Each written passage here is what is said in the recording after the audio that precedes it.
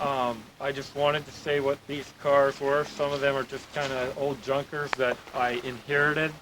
The 70 Camaro is a split bumper, and I just kind of have an interest in restoring it. It actually has a good engine and tranny in it, but the body I want to completely go over it and put the SS Z28 type package on it, and it's going to take a lot of work, but I viewed it as kind of a challenge, something that came along, and these old Volvos or something. I never liked Volvos. Actually, they're not a bad car once you start wrenching on them and stuff. You realize they're kind of neat. Are you still going? Anyway, as far as the Volvo, this is 72 and 4-banger. It runs good stuff, needs paint. It's going to be painted here if the weather ever dries and my pole barn gets done. This is a 74 Volvo, and it's got a totaled out front end. I got it for nothing for getting it off the property. I thought, hey, I'll be able to put a front end on it, and that just so happens to be what I bought another Volvo for, the front end. So I'll be messing around with that. This is a 78 Grand Prix, and it's basically got like equivalent of a Chevy 305, whatever Pontiac calls that engine. A little bit different as far as the manifold and stuff, but it's currently got a rod, or they're starting to make noise because the guy drove it without oil in it due to the fact the viscosity apparently ruptured the oil filter and turned into one of those things. So hey, anyway, it's $50. I figured, what the heck. And this car just happened to be there, and I kind of liked it. It still needs detailing out a little bit and stuff, but really it shines up pretty nice and it dries nice. It's got a large, what size V8 this year? 4 something? I want to say this is a 4 something, and I'm not sure what size V8. It takes up a lot of room underneath the hood. And I got a 472 Cadillac. 472? That might be what this is, but this is an 85. And I want to say it's the factory limousine, and it's a pretty plush car. I just picked it up, happened to be there, maybe the wrong spot at the wrong time. Okay. That's a 74 Chevrolet Suburban. Anyway, that's actually the second one I've had. The reason I've got this rig, it happened to be there. And anyway, I took it and it turned into a fire scenario going across I-205 because the rear end was out. The front end 4-wheel drive part it was shifted into, and here I'm driving across the I-205 bridge that goes across the Columbia River. And from there it turned into a fire due to the fact it got too hot, and having it in the low range, which I should have known better, but I didn't, and it overheated. Caught on fire, created quite a smoke screen, and I was able to get off the freeway safely, and from there I was able to put it out with a 2-liter bottle of water, a pop bottle that's filled with water, and put it out safely, and at the same time had it towed up here, and from here it needs another engine, but I have some ability. I think the thing will be done probably in about 4 months. I'll have it running and stuff, probably sell it off. That's my second Suburban. I sold my other one, and I was actually kind of surprised at the interest in it, and that's kind of why I got a hold of it. Anyway, there's the Volvo with the good front end that I plan on putting on the one that has a bad front end. And up in the woods there, just some junk cars. The red Volkswagen up there, I do plan on restoring it. It's a 66, and it came with another Volkswagen I bought. I've had probably about 20 of those bugs, and they're pretty popular. Being able to resell them was pretty neat. And that one I just got with the purchase of another Volkswagen. And then the car, that's another story. It was sitting in the parking lot at work, and the guy gave me the key for it, and hey, there it sits. It still runs and stuff, but just kind of an old car. Up here in the woods, you'll see an airplane. As a matter of fact, if you can go into those wings over there next to the trailer, those wings are for the airplane, and I guess I couldn't stand seeing the airplane go to the scrap yard. So instead I got the airplane to make a quick story on it. And will it ever fly again? Well, not necessarily with me at the controls. As far as the other Volkswagen, that was a package along with those other two cars. They're junk cars. They're being brought down the mountain here, and I asked the guy, hey, where are you going with those? And he says, hey, if you're interested, you can have them, and I've got some other cars you might be interested in. And turned out I got them all, and I got two actually pretty good trailers out of it too. And I sold two of the cars, and actually that turned out really good. And I want to say, as far as these ones, I just couldn't stand seeing the old Karmann Ghia go to the scrap heap. I saw possibilities with it, and one day I do plan on having it in a controlled environment and completely going through it, and you know, going from there, and who knows what I'll do with it. Probably sell it. As far as the 65 Chevelle Malibu, I think of some neat things I can do with it. The top's pretty well destroyed on it, and from there I think about maybe making it into a convertible car. I know there's actually a lot more to it. Sometimes you're better off just buying one that's a convertible. But as far as the parts on it and stuff, I couldn't see it going to the scrap heap. It just seemed too precious.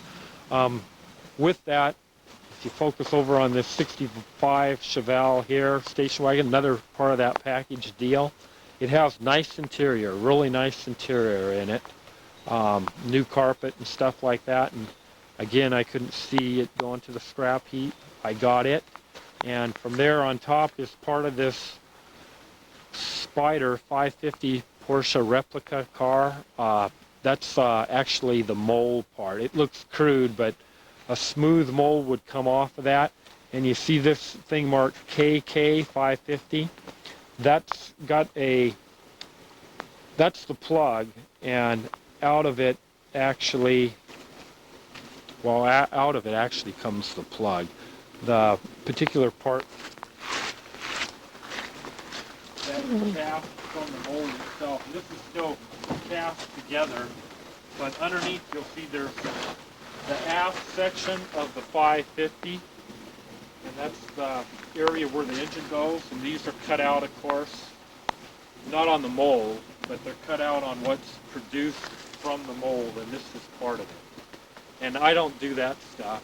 I bring it to an agency that does the molds, and they've done everything from the cars at Disneyland to actually the submarines in Hawaii, Atlantis, and I'd kind of like to see that stuff that you have too. And there's the rest of the mold further back there that's utilized for the Spyder, and you can see a finished mold on the bottom of it.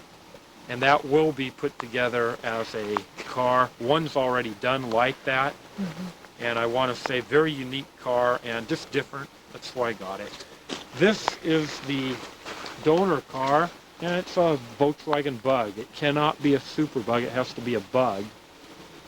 The chassis will be used, and this body is already unbolted, and it will go to the scrap heap, the body itself. But as far as the chassis, all of that will be used for the undercarriage of the Spyder. Relatively simple, but yet it takes time to put one together properly. Not to mention, it reminds me of a large model car. That's really what it is. And the tractor you can see stuck here, that's been stuck here for about 2 months now. It was further up this way. I was pulling it forward. It was so hard, and breaking cable with the winch and stuff. So instead, I started pulling it backward, and actually, I'm going to hold off for a while longer until it dries out. I think backwards is the only way now. Right? Well, that's the way you got to get it out. Because it's angled and stuff, yeah, usually it's sticking about that far off the ground. You got to wait till it's dry and dig that mud out, and then shovel out backwards. I'll build a special ramp area for it and make it clean and neat, and maybe even attach it to another. Yeah, I bought that quite a while back, and I wish I would have never bought it. It's been a pain ever since I Dodge. And rust. yeah, after he died, I put orange paint on it. It's got polyurethane paint. It's dirty right now, but actually it runs really neat, and it's been a very neat tractor to take care of the blackberry bushes and stuff like that that's around here. And we can show them some of the property, show them some of the trees and stuff, because this goes thick into there. A couple acres that way still. And there's wild animals, including bobcat up here. Really? We've had deer. There's lots of deer. I'll see 4 deer out here. And it's just kind of a private, remote area. And this will soon have a large building on it, of course. And anyway, from there I hope to be able to have better storage that's all protected for some of this junk. Where's your big door going to be? You'll come in, it'll have a bunch of doors. You'll have the doors this side of it, and it will head, actually the building will head out this way. The doors will be this. Yeah. And this will go further out this way eventually. She built me one 26 by 40. It's nice. Yeah, we sold. I built a 20 by 40, and that's over at my other house. This will have a, regardless of whether people like it or not, beautiful, comfortable, safe car. That's the only reason why I got it after I've been 2 accidents with smaller cars and people rear into trucks, Ford trucks. This kind of made me think, hey, get something. This is a 72 Barracuda.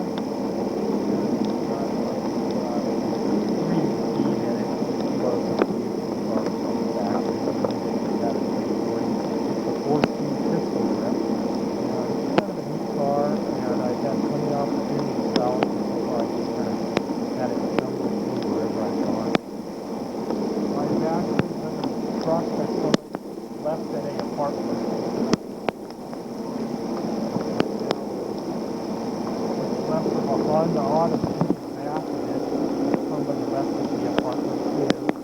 And typical stuff, unfortunately, it's been like a rain.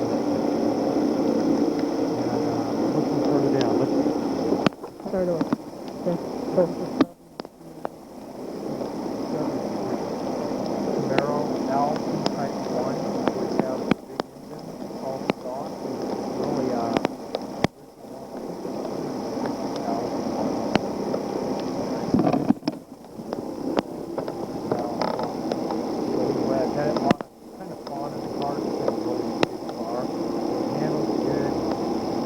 relatively smooth car to use when I'm looking at it.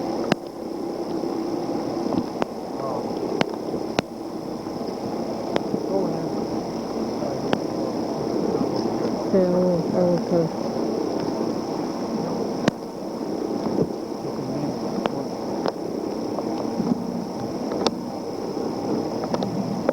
This is a turbo four.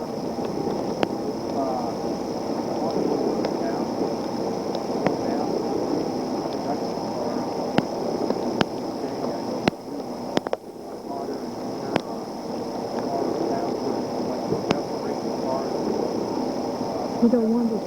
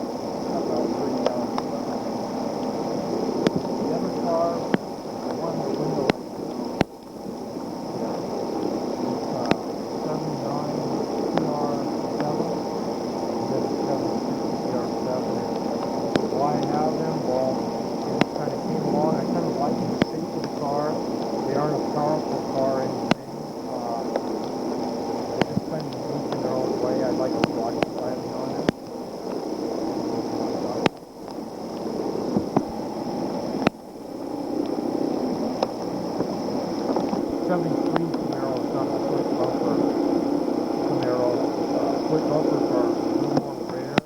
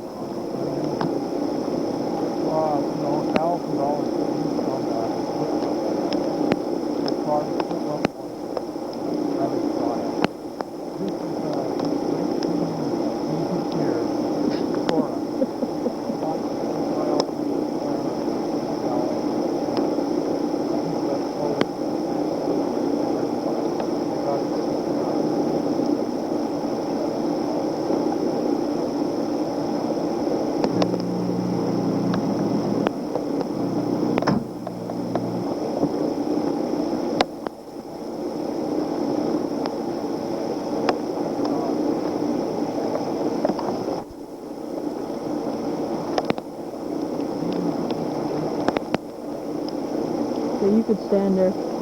Right there. Now it's hidden.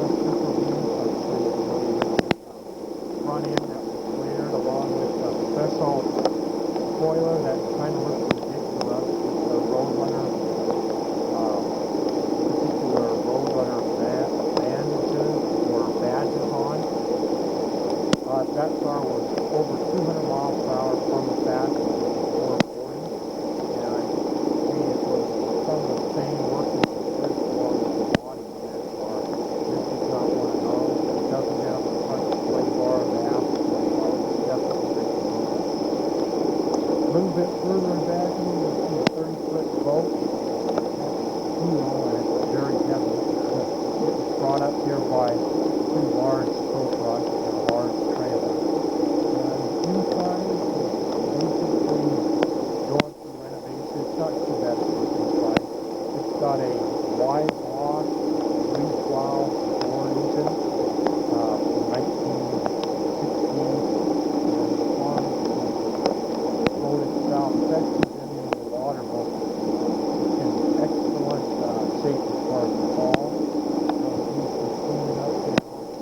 I put some new fiberglass will be painted and the weather gets drier here. It's got some moss in the boat, so things like this paint there. A couple more weeks, hopefully it'll be dry enough to start doing some fall. And that's pretty much it as far as the front. Isn't there a car on the end here? Where Herbie's going? Oh, yes, we got to do that one. This is a 240 1971, and I never really cared too much for smart cars. I have a lot of them. Most of the race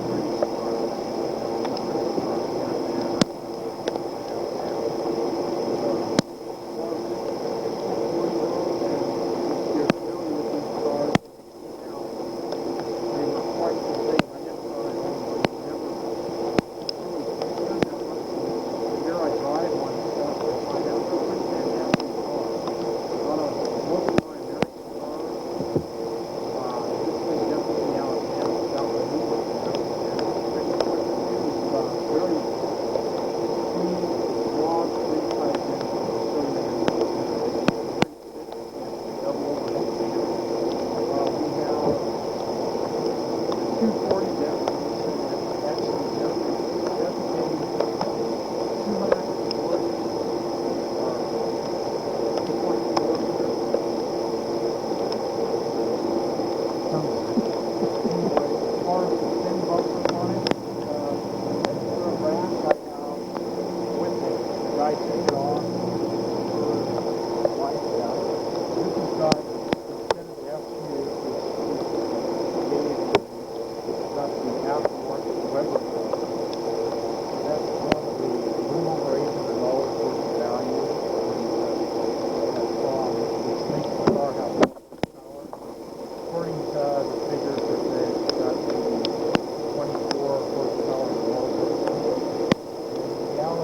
really impressed with the box. It's all stock. A little bit more improvement as far as the stock on it. It's a very capable car. I've been really impressed with the way it's handled around the corner. And it gets up and goes. I was surprised there was a newer Mustang. So newer Mustang, you know, this is a pretty quick car. It had a tail to it. The guy thought he could outshoot it. He just actually left it in back. And corner can still outperform the Mustang. So even though we got today's more water technology anyway, this old car still has a lot of capability. It impressed me. I never really thought a old 240 would do very much. But they are redoing these cars to go to something that's been commissioned by Nissan, and they're doing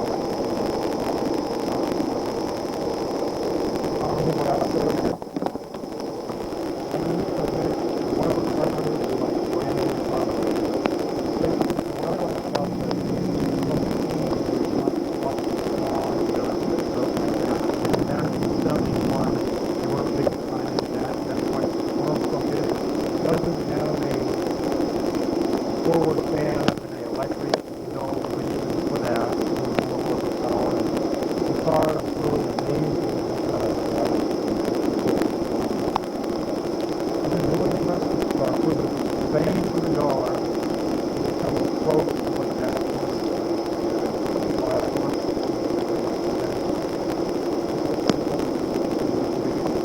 Not quite the work out. And not quite that far. Not bad.